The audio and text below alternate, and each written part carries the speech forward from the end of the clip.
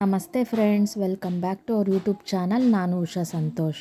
ಇವತ್ತಿನ ವಿಡಿಯೋದಲ್ಲಿ ನಾನು ಬೆಂಗಳೂರು ಕರಗ ಯಾವತ್ತು, ಕರಗದ ಇತಿಹಾಸ ಏನು ಮತ್ತು ಮಹತ್ವ ಏನು ಅಂತ ತಿಳಿಸ್ಕೊಡ್ತಾ ಇದ್ದೀನಿ.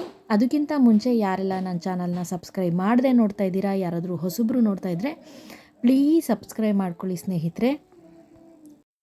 ಬನ್ನಿ ವಿಡಿಯೋನ ಸ್ಟಾರ್ಟ್ ಮಾಡೋಣ. ಹಲವೆಡೆ ಕರಗವನ್ನು ಆಚರಿಸಲಾಗುತ್ತದೆ, ಆದರೆ ಬೆಂಗಳೂರಿನಲ್ಲಿ ಆಚರಿಸುವ ಕರಗಕ್ಕೆ ಅದರದ್ದೇ ಆದ ವಿಶೇಷ ಮಹತ್ವವಿದೆ ಸ್ನೇಹಿತರೆ. ಪ್ರತಿ ವರ್ಷ ಏಪ್ರಿಲ್ ತಿಂಗಳಲ್ಲಿ ಬರುವ ಚೈತ್ರ ಪೂರ್ಣಿಮೆಯೆಂದು, ಅಂದರೆ ಚೈತ್ರ ಹುಣ್ಣಿಮೆಯೆಂದು ಕರಗ ಉತ್ಸವವನ್ನು ಅದ್ದೂರಿಯಾಗಿ ಆಚರಣೆ ಮಾಡ್ತಾರೆ. ಹಾಗಾದರೆ ಬನ್ನಿ ಬೆಂಗಳೂರು ಕರಗ ಯಾವಾಗ ಅಂತ ನೋಡೋಣ. ಏಪ್ರಿಲ್ 12 ಶನಿವಾರದಂದು ಬೆಂಗಳೂರು ಕರಗ ನಡೀತಾ ಇದೆ ಸ್ನೇಹಿತರೆ. ಇವಾಗ ಅರ್ಥ ಆಯ್ತಲ್ಲ ಯಾವತ್ತು ಬೆಂಗಳೂರು ಕರಗ ಅಂತ. ಇವಾಗ ಹೇಗೆ ಕರಗವನ್ನು ಆಚರಿಸ್ತಾರೆ ಅಂತ ತಿಳ್ಕೊಳ್ಳೋಣ ಸ್ನೇಹಿತರೆ. ಕರಗ ಎಂಬ ಹೆಸರು ಹೂವಿನ ದಿಂಡು ಮತ್ತು ದೇವಿಯ ವಿಗ್ರಹವನ್ನು ಹೊಂದಿರುವ ಕಲಶದ ಅನುರೂಪವಾಗಿದೆ ಸ್ನೇಹಿತರೆ. ಕರಗವನ್ನು ಮುಟ್ಟದೆ ಆ ಕಲಶವನ್ನು ಹೊರುವ ವ್ಯಕ್ತಿಯ ತಲೆ ಮೇಲೆ ಇಡಲಾಗುತ್ತದೆ. ಕರಗವನ್ನು ಹೊರುವವರು ಮಹಿಳೆಯಂತೆ ಕಂಕಣ, ಮಂಗಳಸೂತ್ರ ಮತ್ತು ಹಣೆಬೊಟ್ಟನ್ನು ಇಟ್ಕೊಂಡಿರ್ತಾರೆ. ಹಿಂದೂ ಮಹಾಕಾವ್ಯವಾದ ಮಹಾಭಾರತದಲ್ಲೂ ನಾವು ಕರಗ ಉತ್ಸವವಾದ ಉಲ್ಲೇಖವನ್ನು ಗುರುತಿಸಬಹುದಾಗಿದೆ. ಕರಗವು ದ್ರೌಪದಿಯನ್ನು ಸರ್ವೋತ್ಕೃಷ್ಟ ಮಹಿಳೆ ಎಂದು ಚಿತ್ರಿಸುತ್ತದೆ ಮತ್ತು ಅವಳನ್ನು ಶಕ್ತಿ ದೇವತೆ ಎಂದು ಚಿತ್ರಿಸುತ್ತದೆ. ಇವಾಗ ಹೇಗೆ ಆಚರಣೆ ಮಾಡ್ತಾರೆ ಅಂತ ತಿಳ್ಕೊಂಡ್ರಿ ಅಲ್ವಾ. ಇವಾಗ ಕರಗದ ಮಹತ್ವವನ್ನು ತಿಳ್ಕೊಳ್ಳೋಣ ಸ್ನೇಹಿತರೆ. ಕರಗ ಕರ್ನಾಟಕದ ಪ್ರಸಿದ್ಧ ಜಾನಪದ ಆಚರಣೆಯಾಗಿದೆ. ಈ ಸಂದರ್ಭದಲ್ಲಿ ಆದಿಶಕ್ತಿ ಶ್ರೀ ದ್ರೌಪದಿಯನ್ನು ವೈನಿಕುಲ ಕ್ಷತ್ರಿಯ ಜನಾಂಗದವರು ಕುಲದೇವತೆಯಾಗಿ ಆರಾಧಿಸುತ್ತಾರೆ. ಶತಮಾನಗಳ ಇತಿಹಾಸವನ್ನೇ ಹೊಂದಿರುವ ವಿಶ್ವಪ್ರಸಿದ್ಧ ಬೆಂಗಳೂರು ಕರಗಕ್ಕೆ ತನ್ನದೇ ಆದ ವಿಶೇಷ ಮಹತ್ವವಿದೆ. ಆದಿಶಕ್ತಿಯನ್ನು ಆರಾಧಿಸುವ ಹಲವರು ಪ್ರಮುಖ ಉತ್ಸವಗಳಲ್ಲಿ ಕರಗ ಮಹೋತ್ಸವವು ಒಂದು. ಈ ಕರಗ ಎಂಬ ಪದವು ವಿಶೇಷ ಅರ್ಥವನ್ನು ಹೊಂದಿದೆ. ಕರಗ ಎಂದರೆ ಅಕ್ಷರಶಃ ಕುಂಭ ಎಂಬುದಾಗಿ ವಿವಿಧ ಬಗೆಯ ಅರ್ಥವನ್ನು ನೀಡುತ್ತೆ.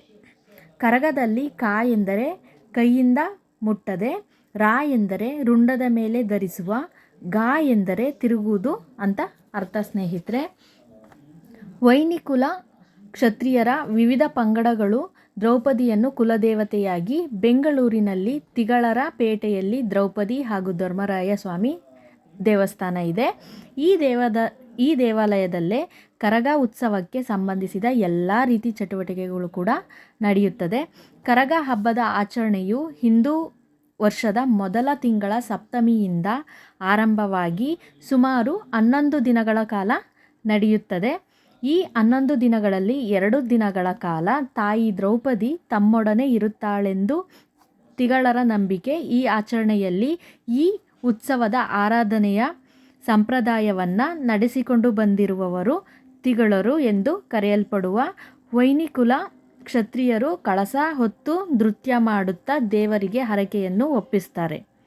ನಂಬಿಕೆಯ ಪ್ರಕಾರ ಅವರು ತಲೆಯ ಮೇಲೆ ಹೊತ್ತಿರುವ ಕರಗ ಎನ್ನುವ ಕಲಶ ತಪ್ಪಿಯೂ ಕೂಡ ನೆಲಕ್ಕೆ ಬೀಳಬಾರ್ದು ಸ್ನೇಹಿತರೆ. ಈ ಕರಗ ಆಚರಣೆಯ ಹಿಂದೆಯೂ ಒಂದು ರೋಚಕ ಕಥೆ ಇದೆ. ಅದೇನು ಅಂತ ನೋಡೋಣ ಸ್ನೇಹಿತರೆ. ಕುರುಕ್ಷೇತ್ರ ಸಮರದ ನಂತರ ಪಾಂಡವರು ಸ್ವರ್ಗಾರೋಹಣ ಮಾಡುವ ಸಂದರ್ಭದಲ್ಲಿ ದ್ರೌಪದಿ ಮೂರ್ಛೆ ತಪ್ಪಿ ಬೀಳ್ತಾಳೆ. ದ್ರೌಪದಿ ಮೂರ್ಛಿತಳಾಗಿ ಬಿದ್ದದ್ದು ಪಾಂಡವರಿಗೆ ತಿಳಿಯದೆ ಮುಂದೆ ನಡೆಯುತ್ತಾರೆ. ಆಕೆಗೆ ಎಚ್ಚರ ಬಂದು ನೋಡಿದಾಗ ತಿಮಿರಾಸುರ ಎಂಬ ರಾಕ್ಷಸ ದೂರದಲ್ಲಿ ನಿಂತಿದ್ದನ್ನು ನೋಡುತ್ತಾಳೆ. ಆಗ ದ್ರೌಪದಿ ಆದಿಶಕ್ತಿಯ ರೂಪವನ್ನು ತೋರುತ್ತಾ ತಿಮರಾಸುರನನ್ನು ಸದೆಬಡಿಯಲು ತನ್ನ ತಲೆಯಿಂದ ಯಜಮಾನರನ್ನು, ಹಣೆಯಿಂದ ಗಾಣಾಚಾರಿಗಳನ್ನು, ಕಿವಿಗಳಿಂದ ಗೌಡರನ್ನು, ಬಾಯಿಯಿಂದ ಗಂಟೆ ಪೂಜಾರಿಗಳನ್ನು ಸೃಷ್ಟಿ ಮಾಡ್ತಾಳೆ. ಹೀಗೆ ಹುಟ್ಟಿದ ಇವರೆಲ್ಲರೂ ಸೇರಿ ಆ ರಕ್ಕಸನ ಎದುರು ಹೋರಾಡಿ ಗೆಲ್ಲುತ್ತಾರೆ. ನಂತರ ದ್ರೌಪದಿ ಆದಿಶಕ್ತಿಯಾಗಿ ಭೂಮಿಗೆ ಮರಳಿ ಬಾರದಂತೆ ಕೈಲಾಸಕ್ಕೆ ಹೋಗಿ ನೆಲೆಸಲು ನಿರ್ಧಾರ ಮಾಡ್ತಾಳೆ. ತಾಯಿಯ ಅಗಲುವಿಕೆಯನ್ನು ನೆನೆದು ಆಕೆಯನ್ನು ಹೋಗದಂತೆ ಮಕ್ಕಳು ಬೇಡಿಕೊಳ್ತಾರೆ. ಆಗ ಶ್ರೀಕೃಷ್ಣನು ಮಕ್ಕಳಿಗೆ ತಾಯಿಯನ್ನು ಹೋಗದಂತೆ ತಡೆಯಲು ತಮ್ಮ ಕೈಯಲ್ಲಿರುವ ಕತ್ತಿಯಿಂದ ಎದೆಗೆ ತಿವಿದುಕೊಳ್ಳುತ್ತಾ ಇದನ್ನು ಕರಗ ಹಬ್ಬದಲ್ಲಿ ಹಗಲು ಸೇವೆ ಅಂತ ಕರೀತಾರೆ. ನಮಗೆ ನೀನಲ್ಲದೆ ಇನ್ಯಾರು ದಿಕ್ಕು, ಹೋಗದಿರು ಎಂದು ತಮ್ಮ ನೋವನ್ನು ತೋಡಿಕೊಳ್ಳಲು ಹೇಳುತ್ತಾನೆ. ಇದನ್ನು ನೋಡಿ ದ್ರೌಪದಿಗೆ ಮರುಕವಾಗಿ ಪ್ರತಿ ವರ್ಷವೂ 3 ದಿನ ಭೂಮಿಗೆ ಬಂದು ಮಕ್ಕಳೊಂದಿಗೆ ಇರುವುದಾಗಿ ಭರವಸೆಯನ್ನು ನೀಡ್ತಾಳೆ.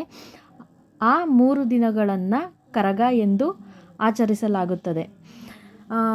ನೋಡಿದ್ರಲ್ಲ ಸ್ನೇಹಿತರೆ, ಕರಗ ಯಾವಾಗ, ಅದ್ರ ಮಹತ್ವ ಮತ್ತು ಇತಿಹಾಸವನ್ನು ತಿಳಿಸ್ಕೊಟ್ಟಿದ್ದೀನಿ. ಈ ವಿಡಿಯೋ ನಿಮಗೇನಾದರೂ ಇಷ್ಟ ಆಗಿದ್ದರೆ ಪ್ಲೀಸ್ ಒಂದು ಲೈಕ್ ಮಾಡಿ, ಹಾಗೆ ಕಮೆಂಟ್ ಮಾಡಿ, ಹಾಗೆ ನಿಮ್ಮ ಫ್ಯಾಮಿಲಿ ಫ್ರೆಂಡ್ಸ್ಗೆ ಶೇರ್ ಮಾಡಿ ಅಂತ ಹೇಳ್ತಾ ನಾನು ಈ ವಿಡಿಯೋನ ಇಲ್ಲಿಗೆ ಎಂಡ್ ಮಾಡ್ತಾ ಇದ್ದೀನಿ. ಧನ್ಯವಾದಗಳು. ಜೈ ಕರ್ನಾಟಕ.